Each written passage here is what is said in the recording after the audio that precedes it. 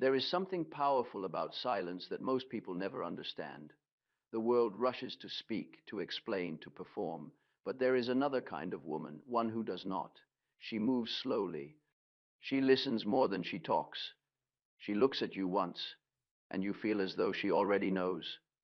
People call her mysterious, but it is not mystery she's hiding behind, it is depth. Depth does not announce itself. It reveals itself only to those who have earned it.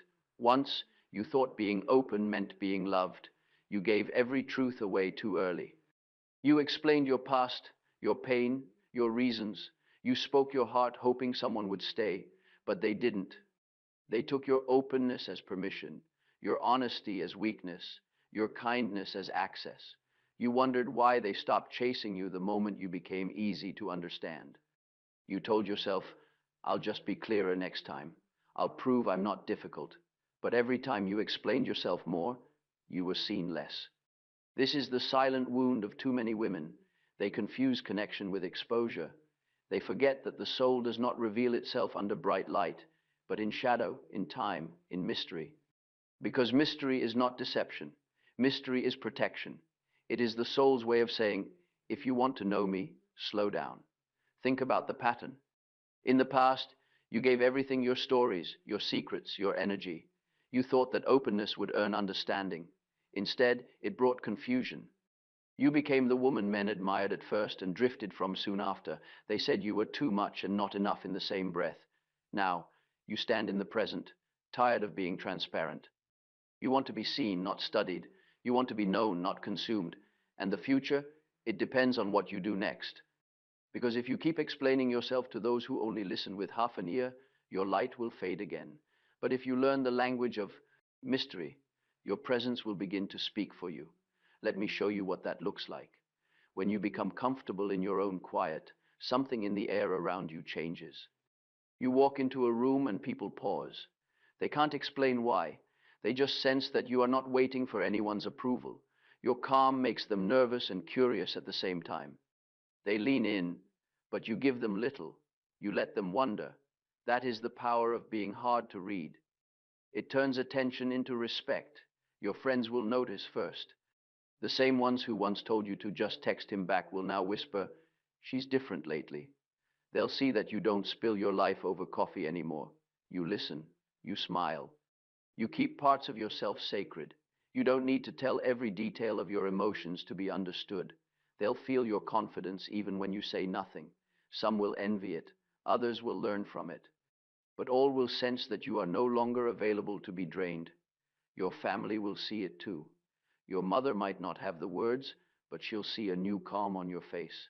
She'll stop asking if you're lonely, because she'll feel your peace. Your father will notice your strength and speak to you with quiet respect. You'll see it in the way they treat you, less like someone fragile, more like someone grounded. And the men? They will feel it before they understand it. The ones who once rushed you will slow down. The ones who once tried to charm you will hesitate, afraid of saying the wrong thing. You'll notice it how they talk less about themselves and start asking real questions. A man who seeks control is frightened by what he cannot predict, but a man who seeks truth is drawn to what he cannot immediately understand. When you stop giving everything away, you will know which one you are dealing with. And when you meet the right one, the man who has faced his own depths, he will not fear your mystery. He will feel at home in it. He won't demand constant reassurance. He'll listen between your words. He'll feel that your silence is not distance, but presence. In your work, too, the world begins to respond differently. People trust your words because they sense your restraint. You no longer rush to prove you know things, you let your results speak. Colleagues listen when you talk. Opportunities come not because you shout, but because your quiet carries weight. All of this happens because you learned what most never do, that energy speaks louder than explanations. And yes, some will call you cold, guarded, too private. Let them. Those are the words the shallow use for depth they cannot reach. You will smile and stay silent, because you finally understand that you don't owe clarity to those who haven't earned intimacy. In time, even your past will make sense. You'll look back on the women you once were, the one who texted too much, who waited too long, who gave too easily, and you will feel gratitude, not shame. She was learning. She was practicing her language. Mystery was always your native tongue. You just forgot how to speak it. Think of how this looks to the outside world. Your friends admire you. Your mother finally relaxes. The men who once used your energy can no longer touch you. The ex who thought he could always come back will find your silence impenetrable. The new man who sees your depth will approach with reverence. Even strangers feel it, something in your posture, your voice, your stillness that says, I know who I am, and I don't need you to confirm it. And if you could see your future self, you'd recognize her instantly. She moves through life without explanation. She loves selectively. She speaks gently but firmly. People listen because they can feel the peace behind her eyes. She's not loud. She doesn't need to be. She would whisper to you now, stop, trying to be understood by those who haven't learned your language. That is your turning point when you realize that mystery is not a performance, it's alignment.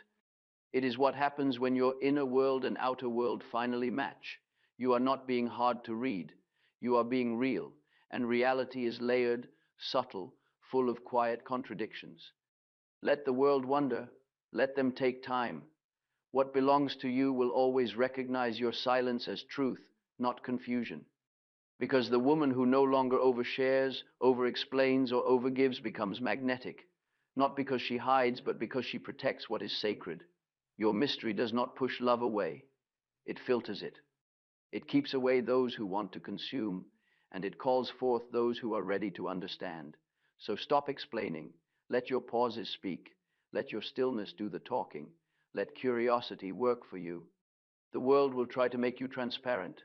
It will demand your secrets, your stories, your reasons. Smile. Offer nothing. Remember that your depth is not a problem to solve, it's a treasure to discover. Because in the end, the truth is simple. The soul does not shout. It whispers, and only those who are listening will hear. Mystery is not the opposite of intimacy, it is the doorway to it. So walk through it slowly, speak in your language. Mystery is your protection, mystery is your power, mystery is your home. There is a peculiar silence that precedes every revelation of the soul. It is not the silence of absence nor of repression, but the still, breathing pause in which the unconscious begins to stir beneath the surface of ordinary awareness. I have often observed that in this interval before the word is spoken, before the thought has shaped itself into a form, a subtle pressure gathers within. It is as though the psyche were inhaling before uttering its secret. This is the silence from which all meaning is born, and to which all meaning eventually returns. To enter it is to cross the quiet threshold of being. When one lives too long at the surface of things, one forgets that depth exists. The noise of the world, the perpetual demand to explain, to reveal, to expose, dulls the ear that listens inwardly. Yet the soul never ceases its whispering. Beneath the chatter of consciousness lies an immense sea of images, movements, and half-formed intuitions waiting to be heard. It speaks not in words, but in atmospheres, moods, symbols, in the language of silence. Only when the external ear grows quiet does the inner ear begin to perceive. There is a reason why the ancients spoke of mysteries that must not be told. To reveal prematurely what is still forming in the depths is to rob it of its vitality. Every seed must remain underground until the time of germination. If exposed too soon, it dies in the cold. The same is true of psychic truth. Many souls wound themselves through a need to be transparent, mistaking speech for sincerity and disclosure for intimacy. Yet the psyche, like the temple, requires veils. What is sacred must be approached slowly, with reverence, and often through silence. To be hard to read in such a world is to belong, by instinct, to an older rhythm of being. The woman who does not rush to speak, who allows meaning to unfold through quiet observation, mirrors the rhythm of the unconscious itself. Her restraint is not concealment, but alignment with the hidden order of nature. Just as the moon reveals only one face to the earth, so too does the soul show only what the moment deserves. The rest remains turned inward toward the sun of its own interior. There is, however, a fear that accompanies silence. To modern consciousness, silence resembles emptiness. We are conditioned to equate speaking with existing, explanation with connection. Yet the deepest relationships grow not from the words exchanged, but from the unspoken recognition between souls. Those who are truly attuned to the unconscious understand that silence is filled with presence. The quiet person in a room often exerts a greater influence than those who speak. Something in the stillness emanates authority, for it hints at unseen depths. I have learned from long observation that what cannot be explained often compels greater attention than what can. The psyche responds instinctively to mystery. It draws us toward the unknown as if toward a source of life. This instinct is older than reason, older than civilization. In the presence of mystery, the rational mind falters and the imaginal mind awakens. The one who remains unreadable, who does not betray the entirety of her being through premature words, preserves this vital tension between the known and the unknown, a tension that fertilizes both love and creativity. The rush to explain oneself is a symptom of the ego's insecurity. It seeks to hold control through clarity, to reduce the ambiguity of the soul to the neatness of concept. But the soul resists such confinement. It cannot be caged by definitions, and every attempt to describe it fully results in distortion. The truest things about us can only be hinted at through image and gesture. When I say that mystery is the natural language of the soul, I mean that depth speaks indirectly. It uses symbol, paradox, and silence to protect itself from premature interpretation. In my own work, I found that patients who cultivated quiet often came closest to the truth of themselves. Their insights were not forced. They ripened naturally. The unconscious, when given space, arranges its own revelation. It does not respond to interrogation, but to invitation. Silence is such an invitation, an open field where image and feeling may emerge unthreatened. To live silently is not to suppress, but to allow the psyche to speak in its own dialect. One might think that silence isolates. On the contrary, it binds us more deeply to life. In the stillness of solitude, one begins to sense the correspondence between inner and outer worlds. The rustle of leaves becomes a mirror of the whispering psyche. The rhythm of breath echoes the pulse of the cosmos. The woman who walks through the world quietly does not separate herself from it. She communes with it more intimately than those who fill every space with words. The world listens to her because she listens first. There is also in silence a gathering of energy. The libido, when not dissipated through constant speech and reaction, condenses inwardly, like light focused through a lens. This condensation of psychic energy manifests outwardly as calm authority. It is why the person of few words often commands attention, not because of what is withheld, but because what is withheld becomes radiant. Mystery, in this sense, is not emptiness, but density. It is concentrated being. If one observes the rhythm of creation itself, one finds that the divine follows the same pattern: concealment before manifestation, darkness before light, incubation before birth. Every revelation of spirit begins in secrecy. The mystic's silence, the artist's solitude, the lover's quiet longing, all these are forms of the same sacred incubation. To live too openly is to remain perpetually unformed, as water poured out before it finds its vessel. To be hard to read is to allow form to emerge from within, not to be imposed from without. The modern world fears the unspoken because it cannot measure it. It values the visible, the quantifiable, the easily consumed. Yet what gives life its meaning lies precisely in what cannot be measured. If one were to strip existence of its mysteries, one would be left with a skeleton of facts, a world without soul. Thus, to preserve a measure of mystery around oneself is not vanity, but an act of resistance against spiritual impoverishment. It is the soul's refusal to become merchandise. To cross the quiet threshold, then, is to re-enter a more ancient mode of being, one in which words serve silence, not the reverse. In such a life, speech arises only when compelled by inner necessity, not by social expectation. The woman who lives this way moves with the gravity of the moon, her presence altering tides without noise. Those around her feel it but cannot name it. They sense in her a wholeness that needs neither approval nor explanation. In the analytic chamber, I have witnessed transformations that began not with confession but with silence. The patient sits, unable to speak. Something in her resists expression. The inexperienced observer might call it repression, but I have learned to listen differently. In that silence, the psyche is fermenting. Words will come, but they must be born of necessity, not compulsion. When they do, they will carry power, for they will emerge from depth. Mystery, therefore, is not an affectation.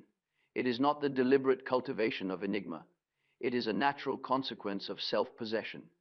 When one gathers the fragments of oneself from the scattered fields of conversation, performance, and endless disclosure, the personality becomes whole again. Wholeness is always mysterious, for it transcends explanation. The woman who reclaims her silence does not intend to be hard to read. She simply ceases to translate herself into language unworthy of her depth. And yet, this return to silence is not without danger. To withdraw from superficial communication can awaken anxiety in others. They will project upon the quiet soul their own confusion, calling her cold, secretive, or proud. But these judgments are confessions of their fear. They cannot bear the unknown, for it forces them to confront their own lack of depth. The one who remains inwardly silent becomes, to them, a mirror reflecting their emptiness. Thus, she must bear misunderstanding as the cost of authenticity. In this way, silence becomes both wound and weapon, vulnerability and strength. It isolates the individual from the collective noise, but in that isolation, she discovers her own center. She begins to live from within rather than from the gaze of others. Each day of quiet is an initiation into the mysteries of her own soul. She learns that what she does not say begins to shape her presence more than what she does. People feel her depth before they know her story. Here begins the true transformation, the realization that the soul's value does not depend on visibility. It is enough to exist, to breathe, to witness the movement of inner life without explanation. The one who has crossed the quiet threshold knows that understanding must be earned, not demanded. She becomes guardian of her own mystery, and in doing so, she restores to the world a forgotten virtue, reverence. It is one of the paradoxes of our age that openness, which we take to be a virtue, so often becomes a source of psychic impoverishment. We are taught from childhood that to be understood is to be safe, that love is earned through confession, and that withholding anything is a form of dishonesty. Yet I have observed again and again that the soul grows pale beneath such constant exposure. What is too often revealed loses its substance. What is continuously expressed ceases to hold energy. In the unconscious, all values are subject to the law of polarity. Every light casts a shadow. Even openness, that modern idol, contains within it its dark companion, emptiness. The impulse to explain oneself arises from an anxiety within the ego. When the ground of inner being is unstable, one seeks solidity in the eyes of others. To be seen, to be heard, to be confirmed, these are substitutes for self-knowledge. Such a person speaks not to communicate, but to reassure herself that she exists. Yet the more she speaks, the less she is sure, for each explanation fragments the unity of her experience. Words multiply, but meaning thins. It is the peculiar tragedy of excessive openness that the individual ends by revealing everything except the very essence she wished to make known. This compulsion to expose the inner life to outer judgment often has its roots in the neglected child archetype. In youth, the soul learns to seek recognition through performance.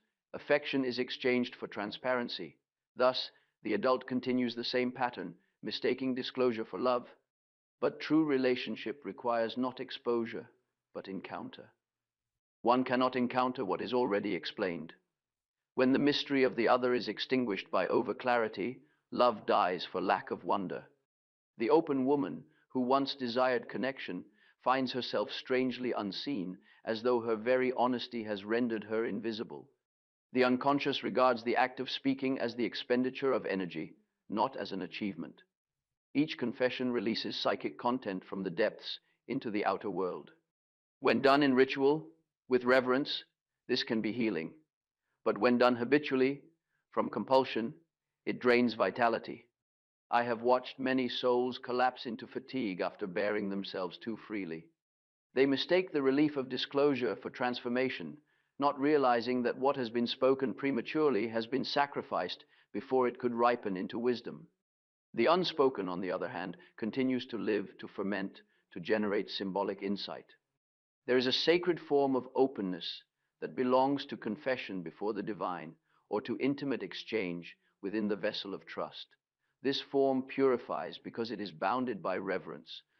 But there is another form, profane and wasteful, which I call psychic exhibitionism. the compulsion to display one's pain as proof of sincerity. This is not openness, it is a secret hunger for validation. The listener becomes not a witness but a judge, and the speaker becomes her own accuser. Such confession binds the soul to the very wound it seeks to heal, for it transforms suffering into performance. What is offered to the crowd cannot be redeemed by the gods. Every genuine transformation requires secrecy at its beginning. The alchemist worked in silence not merely to hide from persecution, but because he understood that the opus must be protected from profanation. The psychic equivalent of this vessel is reticence. The emotions, fantasies, and intuitions that rise from the unconscious are like volatile vapors. Exposed too early, they dissipate. When one is too open, the heat of transformation escapes. What remains is ashes of meaning. The one who would truly know herself must learn to contain psychic fire until it refines her from within. It is often the feeling function that suffers most from unbounded openness. Feelings, when spoken before they are understood, lose their depth. They become opinions rather than revelations. A woman who habitually expresses her feeling before she has allowed it to mature inwardly exposes the sacred life of her heart to misunderstanding. Others will interpret her truth according to their own narrow categories, and she will then doubt the validity of her own emotions. Thus, the soul's authority is ceded to the collective. Only when feeling is carried long enough in silence does it reveal its symbolic meaning. Only then can it speak with the voice of truth rather than the cry of need. The need to be understood is often an unconscious demand that others bear what we ourselves have not integrated. In analysis, I have found that when a patient insists, "You must understand me," what she truly means is, "I do not yet understand myself." She projects the task of inner comprehension onto the outer world. Yet no one can understand another beyond the level that the other has understood herself. Genuine recognition arises not from explanation but from resonance. When the inner being is coherent, others sense it without words. To be understood, one must first become whole. This shadow of openness reveals itself not only in speech, but also in action, in the constant urge to be available, to give, to explain one's presence. Behind this lies an unconscious identification with the archetype of the sacrificial victim, the figure who seeks redemption through self-offering. But unredeemed sacrifice leads to resentment. When the individual pours herself into others without measure, she empties her own vessel. Her giving becomes hollow, her kindness mechanical. She wonders why others take and do not return, not realizing that she has taught them to expect everything for nothing. Psychic law demands reciprocity. Even the divine exchange between conscious and unconscious requires balance. The way of transformation begins when one ceases to interpret love as surrender of boundaries. The open woman must become the contained woman, not in defense, but in devotion to her own wholeness. Just as the priest guards the chalice from defilement, so must she guard the sanctity of her inner world. In practice, this means allowing mystery to return. It means resisting the compulsion to translate every feeling into speech, every insight into revelation. The heart, like the womb, must hold its seed until the hour of birth. Life's meaning matures in darkness. I once wrote that no tree can grow to heaven unless its roots reach down to hell. Openness without depth is like a tree without roots, easily bent, easily broken. To descend into oneself is to encounter the shadow that dwells beneath the wish to be known. There, one discovers that the craving for recognition often masks the fear of solitude. Yet only in solitude does individuality come to flower. The soul that can endure being unseen for a season will later be seen with truer eyes. The gaze of others will no longer define her, for she will have become visible to herself. There are moments in analysis when a patient's flood of words suddenly halts. She sits, astonished by the echo of her own silence. In that moment, something changes. The sand confession ceases. The listening begins. I do not speak. I let the silence widen. Out of it, an image sometimes emerges, a dream, a fragment of memory, a strange intuition. These are the voices of the unconscious finally heard.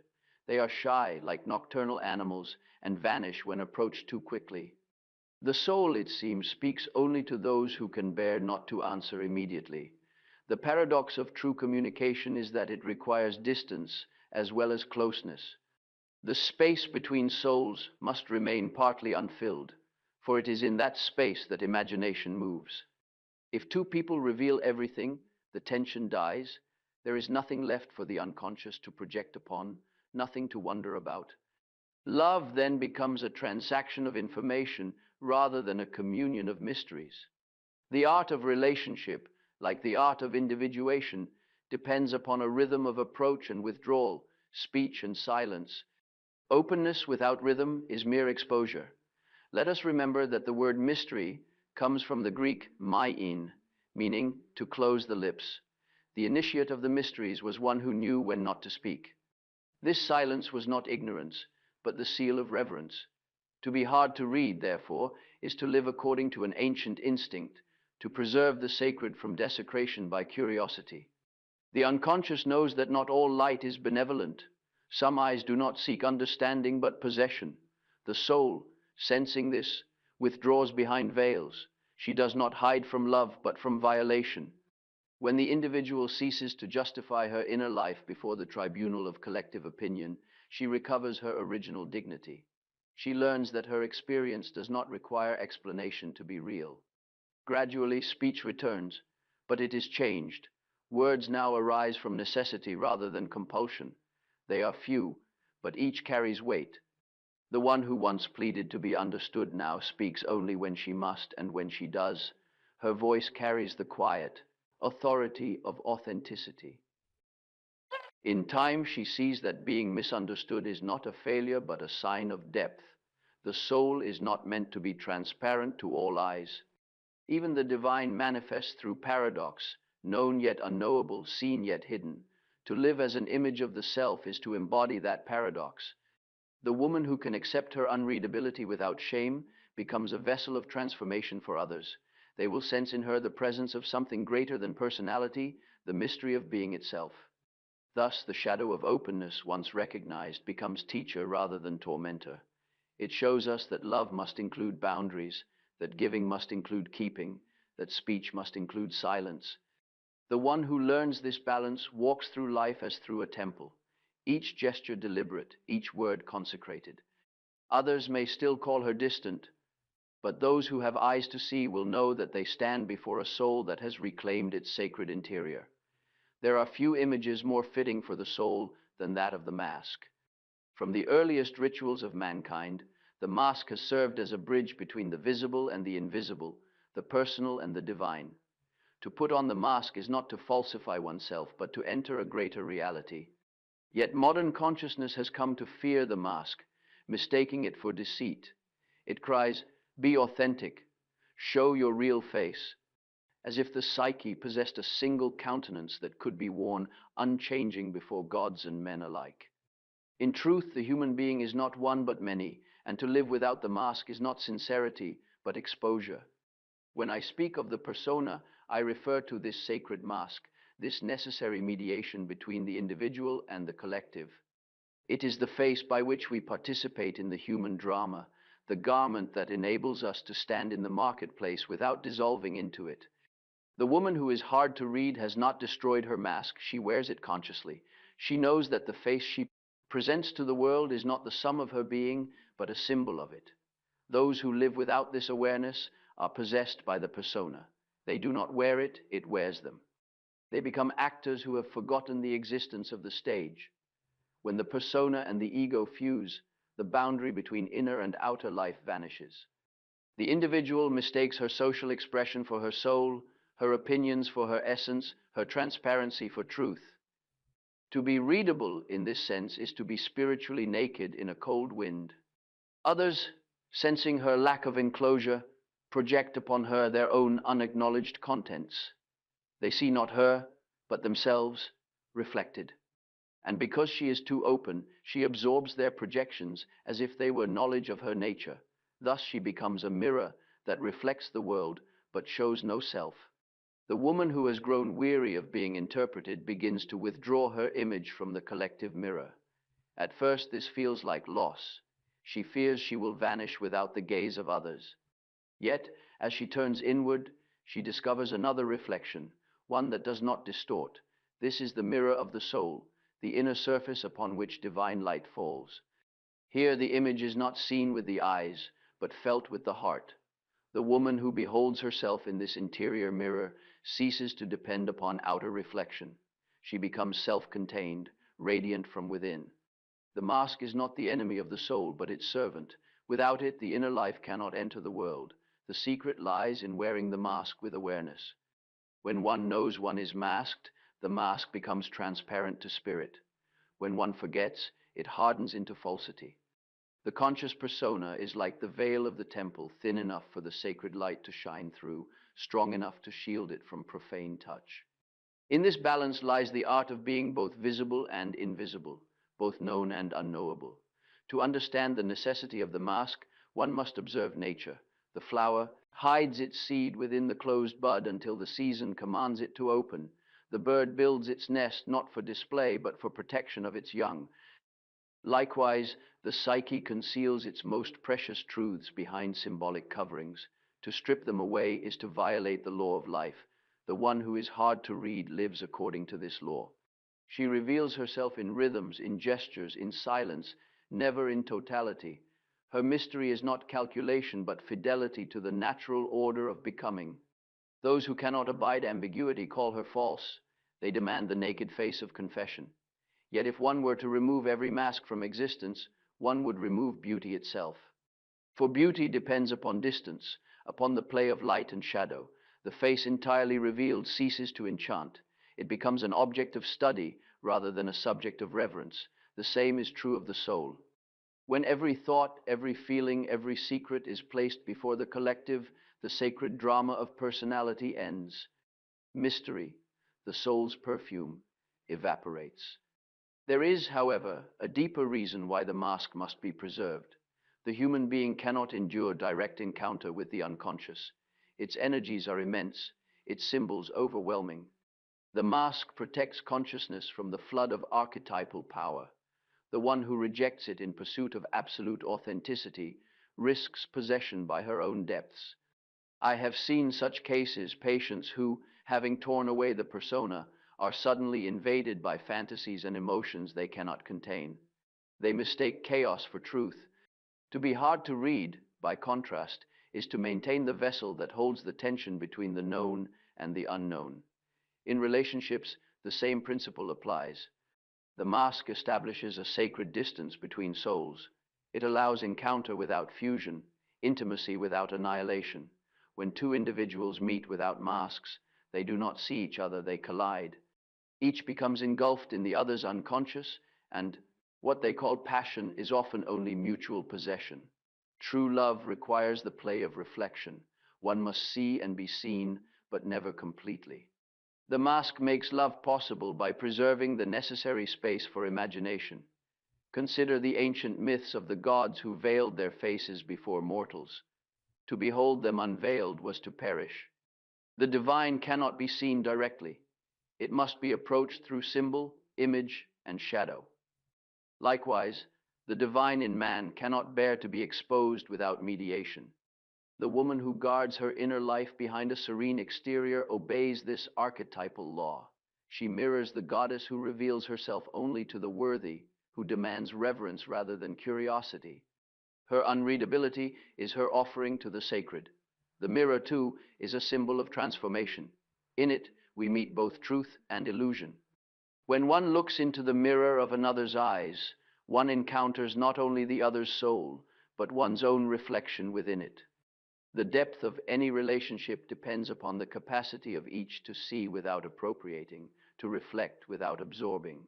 The woman who has mastered the art of being hard to read understands this instinctively. She reflects others back to themselves, yet remains untouched by their projections. Her calm becomes a mirror in which others glimpse their own unrest. Such a person becomes a living symbol. Her presence evokes self-examination in those around her. They sense in her something beyond comprehension, and in their desire to understand, they confront the limits of their own perception. The unreadable soul awakens consciousness in others precisely because she cannot be consumed. She stands as a mirror to the collective, revealing both its hunger for transparency and its fear of depth. The process of individuation requires that we integrate the mask rather than discard it. When the persona is purified of hypocrisy and ornament, it becomes a luminous form, an outer image of inner truth. The individual then moves through the world as through a temple, every gesture symbolic, every silence meaningful. The mask no longer separates her from reality, it joins her to it through participation in the eternal play of appearances. To be hard to read at this stage is no longer defense, but expression of complexity. She is not concealing herself, but manifesting the depth that cannot be summarized. Those who stand before such a person often experience a peculiar unease. They feel simultaneously drawn and restrained. Their unconscious senses the presence of the archetypal feminine, the depth that does not explain itself. They wish to know her, yet they hesitate, for they perceive that to know her one must first know oneself. She becomes the mirror of their potential, the silent invitation to self-reflection. Thus her unreadability is not isolation but influence of a higher order. In dreams, the mask often appears as both danger and salvation. To lose it may signify the stripping away of false identity, but to find it again in new form indicates integration. The dreamer who recovers her mask has not regressed. She has accepted the necessity of symbol. I recall a patient who dreamed she was putting on a silver mask before entering a crowded hall. She feared it would make her seem distant, but upon wearing it she felt calm, protected, luminous. The mask, she realized, was her soul's way of restoring the boundary that allowed her to exist amidst others without losing herself. To wear the mask consciously is to acknowledge one's participation in the world of form. We are all actors in the drama of existence, but only the wise know it. The mask is our costume, the mirror our stage. We must play our parts fully, yet never forget that behind the role stands the immortal spectator, the self. When the play is over, the mask may be laid aside, but during the performance it is sacred. To tear it away is to desecrate the mystery. The one who becomes conscious of her mask moves freely between worlds. She can step into society without being possessed by it and return to solitude without fear of emptiness. Her presence acquires a symbolic clarity, like the face of a statue whose expression changes with the light. People sense many meanings in her, yet none exhaust her truth. She no longer seeks to be understood because she has become the vessel of understanding itself. In this way, the mask and the mirror complete each other. The mask shields the soul, the mirror reveals it. Together they form the dialectic of appearance and essence, through which the psyche becomes whole. To be hard to read is to dwell consciously in this tension, to know that what one shows is only a gesture toward what one is, and this knowledge, lived quietly, becomes radiance. When I contemplate such a woman, I think of the ancient priestess whose eyes shone through her veil, eyes that neither invited nor refused, but simply were. Around her the air grew still, as if awaiting revelation. Yet she spoke little. Her silence was the language of another world, one in which being is its own declaration. To live thus is to reconcile mask and mirror, to be both hidden and revealed, finite and infinite, human and divine. There is a quality of depth that belongs to the feminine soul, as fragrance belongs to the rose. It is not learned, acquired, or performed.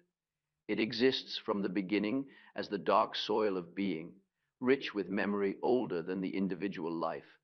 When I speak of the feminine, I do not refer merely to woman, but to that receptive principle within every psyche that draws the light of consciousness downward into matter, into feeling, into the mysteries of incarnation. It is the descent into the heart of life itself. In this descent lies both power and peril. The world worships surfaces, and it is always tempted to mistake appearance for reality, but the feminine principle moves in the opposite direction toward the unseen, the hidden, the interior. Its motion is centripetal. It gathers what is scattered, draws inward what has been cast out, and returns all things to the womb of meaning. In woman, this tendency is instinctive. She knows, though she may not articulate it, that what is essential cannot be rushed or forced. The feminine soul trusts in time and ripening. She is the patience of creation. Modern life has alienated many women from this instinct. They are urged to exchange depth for exposure, silence for performance, mystery for explanation. They are told that to be visible is to be free. Yet visibility without interiority is only another form of bondage. One becomes the spectacle of one's own emptiness. I have seen this tragedy often. the woman whose worth is measured by her clarity, whose energy is consumed by the need to be understood. She becomes a window with nothing behind it, transparent but without content. The unconscious calls such a condition the loss of soul. To reclaim depth is to return to the inner wellspring of being. In many dreams, this well appears as a dark pool or a subterranean chamber filled with still water. The dreamer fears to enter it. She hesitates at the edge, for the descent threatens the ego's light. But if she dares to look, she sees her reflection, not the face she shows the world, but the face of eternity gazing back. This is the self, the totality of being, which resides beneath the rippling surface of consciousness. To enter that water is to encounter one's own divinity and one's own terror. Depth is not comfortable. It draws us away from the reassuring certainties of the intellect into the shifting tides of feeling and intuition. There, one must learn to navigate by another compass. The rational mind is of little help. Its measurements dissolve in the element of the soul. Many of the feminine crises of our time, the restlessness, the disorientation, the exhaustion, arise from neglect of this inner navigation. When the woman's instinctive descent is blocked by collective ideals of perpetual brightness, her energy turns against her. Anxiety, depression, and aimless striving replace the slow rhythm of natural growth. The feminine principle knows that darkness is not evil, but the necessary counterpart of light. The seed germinates in the earth's blackness, the child grows in the maternal night of the womb, and the psyche matures in the shadow of solitude. To fear darkness is to fear depth itself, for they are one. When a woman accepts her own darkness not as guilt, but as fertile ground, she ceases to live at war with herself. She discovers that what she had called confusion was only life still unformed, that what she had despised as weakness was the tenderness of becoming. In the alchemical texts, the union of sun and moon symbolizes the conjunctio of opposites, the marriage of consciousness and the unconscious, spirit and matter. The moon, reflective and changeable, represents the feminine soul. It receives the light of the sun and softens it into beauty. Without the moon's mediation, the solar brilliance would blind. Consciousness without feeling becomes cruelty. Thus, the feminine depth protects the world from the excess of its own light. It tempers knowledge with compassion, clarity with mystery. I have often seen this process unfold in women who learn to honor their inwardness. At first, they experience it as withdrawal, a desire for solitude, an instinct to retreat from the noise of the collective. Friends may call them distant, lovers may accuse them of coldness. Yet something within compels them to remain still, to listen. Gradually, they begin to sense the subterranean movements of the psyche, the subtle voices of intuition and dream. They discover that what the mind dismissed as nothingness is in fact the womb of new creation. Their speech slows, their eyes deepen, they begin to move with the calm assurance of those who have seen the underworld and returned. Depth transforms presence. It bestows upon the individual an aura of quiet authority. People feel it before they understand it. They sense that this person cannot be deceived by appearances, for she has looked beneath them. Such depth does not argue, it emanates. It is the silence that makes others thoughtful, the stillness that compels confession. In a world of restless surfaces, the deep soul becomes magnetic, not because she demands attention, but because she awakens remembrance of the depths in others. To cultivate depth, one must learn the art of waiting. The feminine psyche moves in cycles, not in straight lines. What seems like stagnation is often incubation. The unconscious works slowly, weaving symbols and experiences into new patterns. When a woman respects these rhythms, she ceases to force decisions and allows understanding to unfold in its own season. She becomes attuned to the lunar rhythm of transformation, waxing and waning with life rather than striving to dominate it. The modern obsession with immediacy is a form of violence against this rhythm. It tears the fruit from the branch before it is sweet. The depth of the feminine also manifests through relationship to the body. For the body too is a mystery. It is the visible temple of the invisible psyche. When the soul descends fully into the body, gestures acquire grace, movement becomes expression of being. But when the body is treated as object, as ornament or utility, the connection to depth is severed. The woman who rediscovers her embodiment as sacred finds that silence grows easier. She no longer needs to speak to affirm her presence. Her stillness communicates through form itself. In myths, the goddess of depth often appears as the lady of the underworld, Inanna, Persephone, or Isis, seeking the dismembered Osiris. Each descends into darkness, not to die, but to restore wholeness to the broken world. The same pattern unfolds within every psyche. When consciousness dares to descend, it encounters the dismembered fragments of the self-forgotten desires, lost instincts, unwept sorrows. Gathering these into awareness is the work of love. Through such love, the inner kingdom is redeemed. Thus, the mysterious woman is not detached from life. She is its healer. Her silence is the descent by which the soul remembers itself. The rediscovery of depth also redefines power. True power is not the ability to control, but the capacity to endure. The deep soul withstands without resistance, as the ocean receives the storm and remains whole. Her strength lies not in assertion, but in containment. This power is invisible to the superficial gaze, for it expresses itself through calm rather than display. Yet, it is this very calm that alters the atmosphere of every room she enters. Power, rooted in depth, has no need to announce itself. Depth restores the sacred order between inner and outer worlds. In its absence, the psyche becomes disoriented, chasing reflections while forgetting their source. The woman who returns to depth becomes a vessel of restoration, not only for herself, but for others. In her presence, the masculine principle, long exiled to restless striving, finds rest. The man who meets her does not feel diminished, but completed, for he senses in her the counterpart his own soul has sought. This meeting of opposites, his seeking and her depth, creates the third thing, consciousness born of union. It is therefore no accident that men of spirit, artists and seekers, have always been drawn to women of mystery. They sense in her depth the echo of the eternal feminine, that force which Goethe called the ever-transforming, ever-ungraspable. She is not hard to read because she hides, but because she contains multitudes. Her presence is a mirror in which the unconscious of the world catches a glimpse of itself. To encounter such a woman is to stand before the abyss and feel it gaze back with love.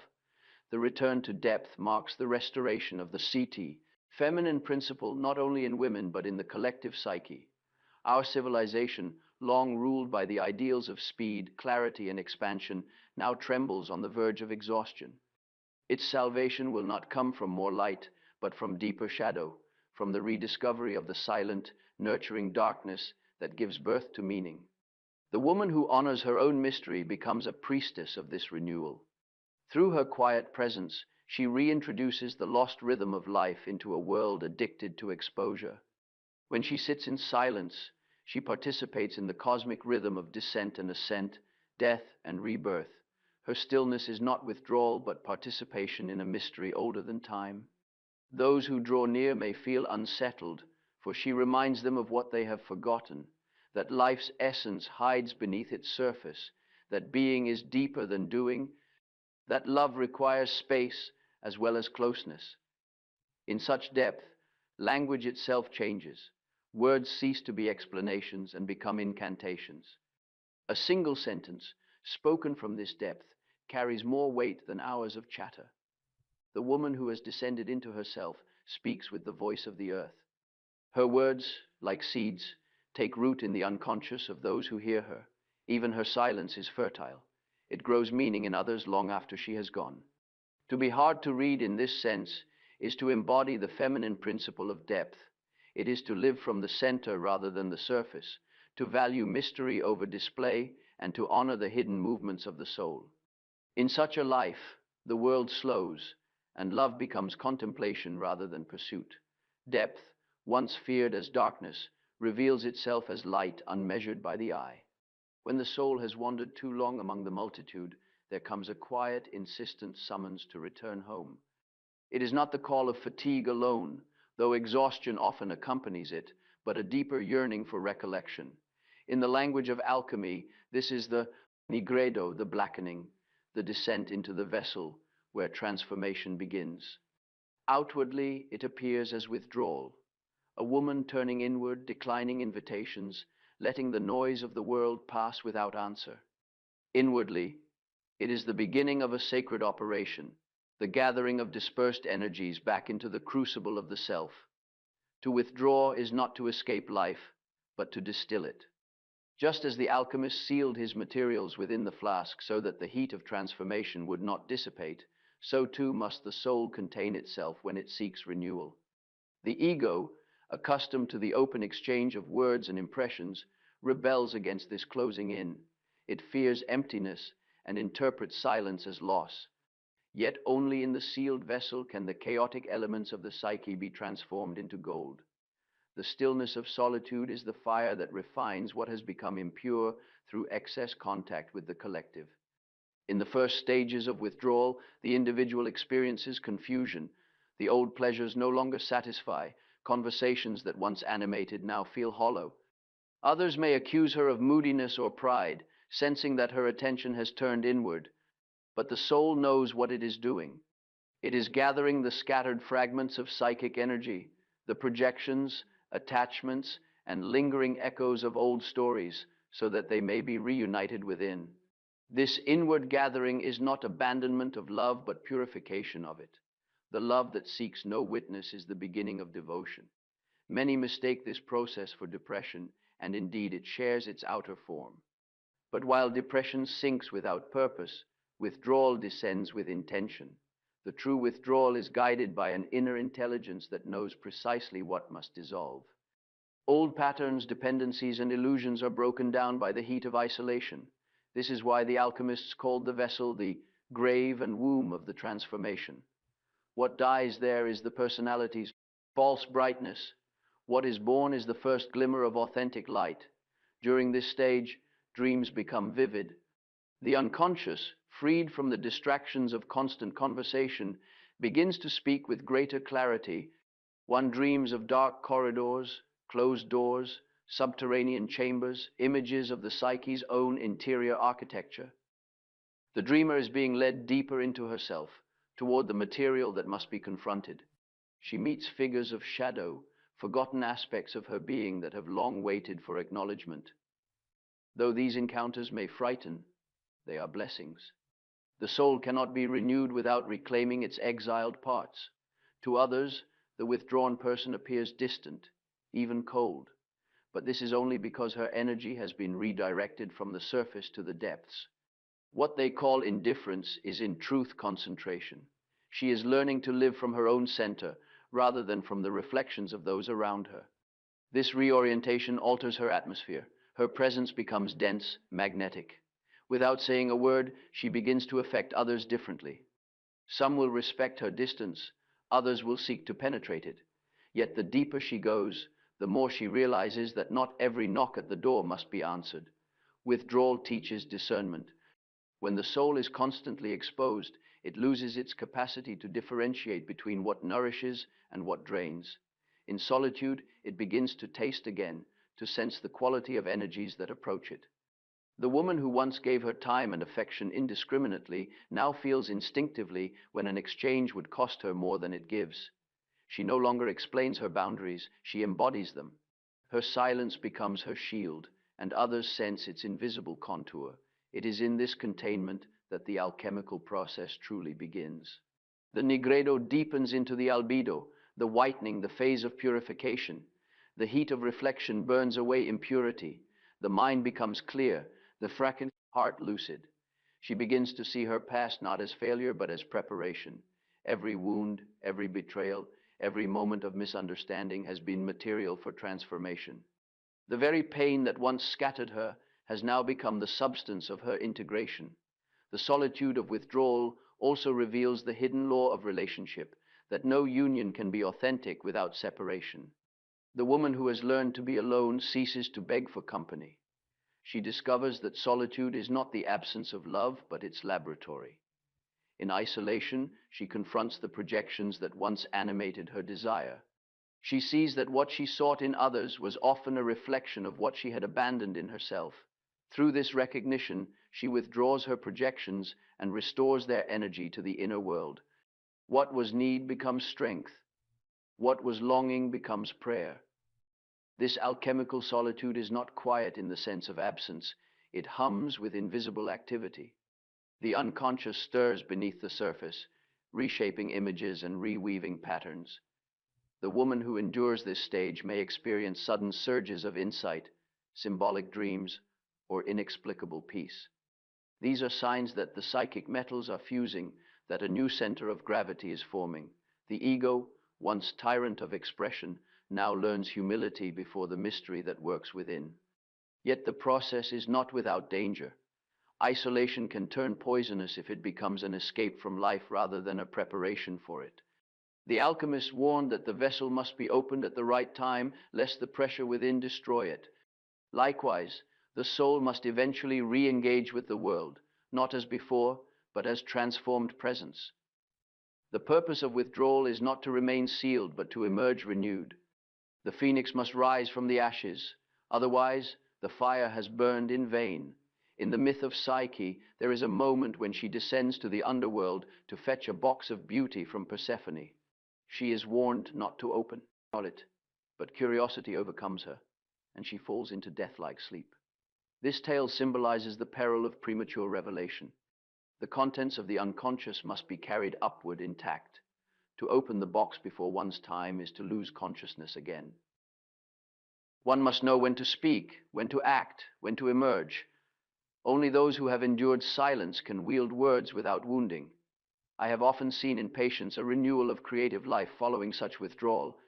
Painters who could not paint, writers who could not write, lovers who could not love after a period of deep silence, their energy returned, but transformed. Their art, once an attempt to be seen, became an act of revelation. Their love, once possession, became communion.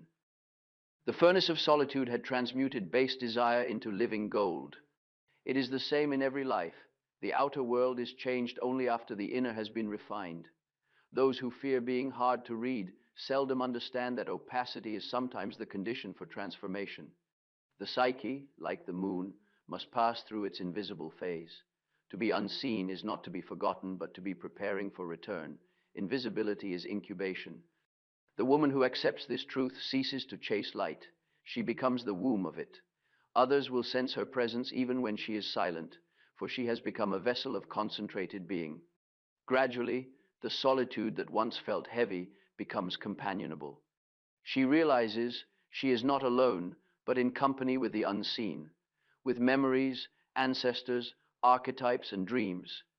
Her room becomes a temple, her silence a prayer. Even ordinary acts acquire symbolic meaning. To light a candle is to acknowledge the inner fire. To close a door is to affirm the sanctity of the boundary. In this way, daily life becomes ritual, and the alchemy of withdrawal permeates every gesture. Eventually, the time of return arrives.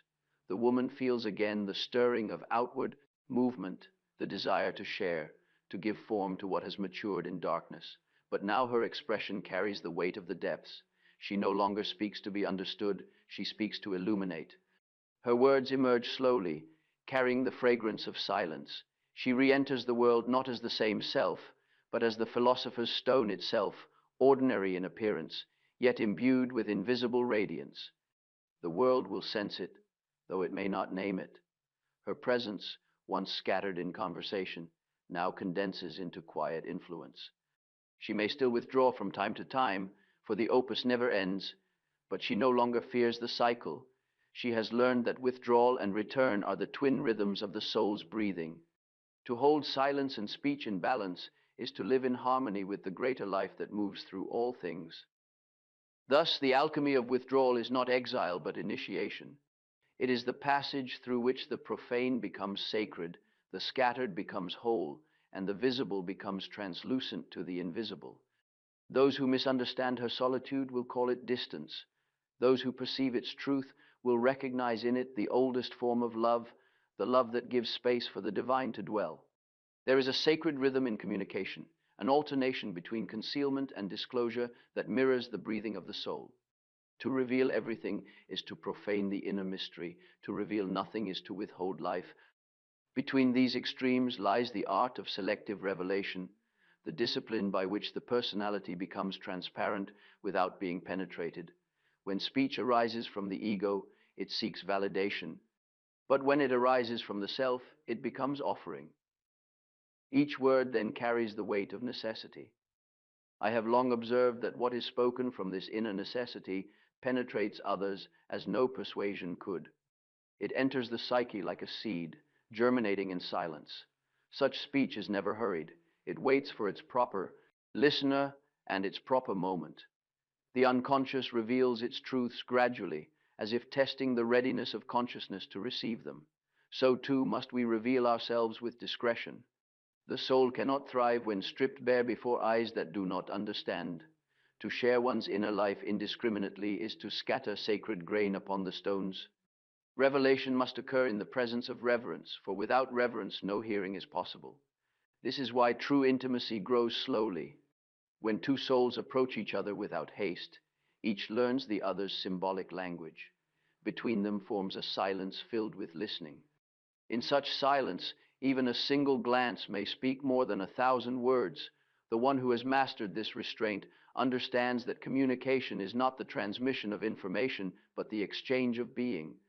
To speak less is not to conceal deceitfully, but to respect the creative power of silence. Every utterance alters the psychic field. Words are magic, and magic requires precision.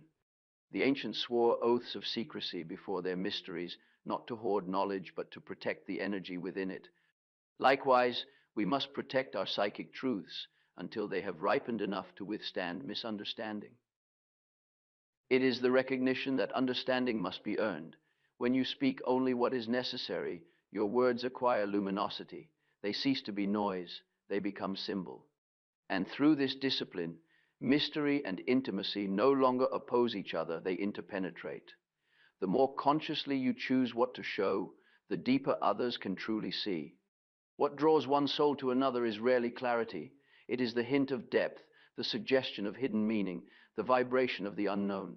Mystery awakens projection, the first movement of love and imagination. The person who is hard to read becomes a mirror into which others cast their unseen potential. This is not manipulation, but participation in the ancient rhythm of Eros. Mystery provokes imagination, and imagination is the bridge between conscious and unconscious. The unknown person stimulates inner movement in those who behold her. They dream about her, wonder, speculate. In these fantasies, they meet aspects of their own soul. Thus, mystery becomes a catalyst for self-discovery. The magnetic woman does not charm through artifice, but through density of being. She is self-contained, inwardly alive. Others feel in her the presence of something autonomous, untamed by social expectation. The energy she withholds becomes palpable. It circulates around her as atmosphere. Those who approach her sense that her attention is a gift, not a given. The fascination she evokes is therefore ethical as well as erotic. It teaches reverence. The man who seeks to possess her is forced to confront his own impatience. The friend who would demand constant openness learns patience. Mystery educates those who meet it. It transforms curiosity into wonder, desire into devotion. True magnetism arises when one ceases to perform. The more one tries to be fascinating, the more the charm dissolves. Mystery depends upon authenticity, the silent conviction that one's inner life is worth guarding. When a woman trusts the power of her own stillness, others naturally lean in. She does not repel. She invites participation in a secret whose revelation would not diminish it. Thus, mystery is not distance, but gravity. It draws without chasing. It is the moon pulling the tides of attention.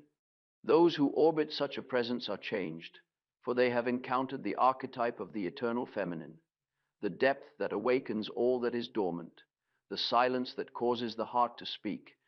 When one has endured the dark work of withdrawal and mastered the art of revelation, a new architecture of being arises within.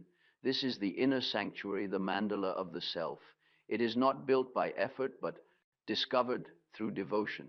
The quiet person who no longer explains herself begins unconsciously to dwell within this invisible temple. The sanctuary is not escape, but equilibrium. Within it, opposites reconcile, strength with tenderness, solitude with connection, light with darkness. Dreams at this stage often show images of circles, hearths, or houses with many rooms. These are symbols of the psyche's wholeness taking form. The woman who once wandered now abides. Her inner life has become ordered around a center that does not depend on approval. This inner temple radiates outward. Others feel at ease in her presence because she no longer seeks to prove or defend herself. Her calmness creates space for others to encounter themselves. Such a person becomes quietly influential not through argument but through atmosphere. She teaches without speaking, heals without intention. Boundaries, once a struggle, now arise naturally. The walls of the sanctuary are not barriers but expressions of structure. They say, "Here I end and the other begins." Within those walls burns the flame of individuality, fed by silence and understanding. To guard that flame is not selfishness, but fidelity to the divine image within. It is no longer the defense of the wounded ego, but the radiance of an integrated soul. The mystery she carries is not armor, but presence, the visible sign of invisible harmony. Every journey inward must eventually turn outward again. The woman who has traversed silence, darkness, and mystery emerges not as she entered. She does not explain her transformation. She embodies it. The world senses it immediately. Her gestures are slower, her words fewer, her eyes more alive.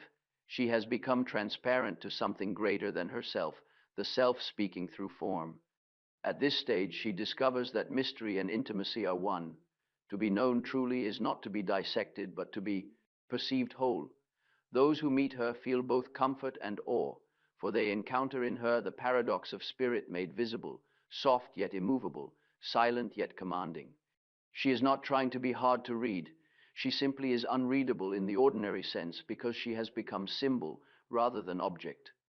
The world will continue to misunderstand her, but misunderstanding no longer wounds. She recognizes that each person can see only as deeply as they have seen into themselves. Her task is not to be legible, but to remain authentic. What belongs to her will recognize her vibration without words. The ultimate purpose of mystery is revelation of the divine, not concealment of the human. Through all her silence and self-containment, she has become an instrument through which life itself speaks. Her presence teaches that the soul's most profound language is not speech but being. In the end, she no longer guards her mystery, it guards her.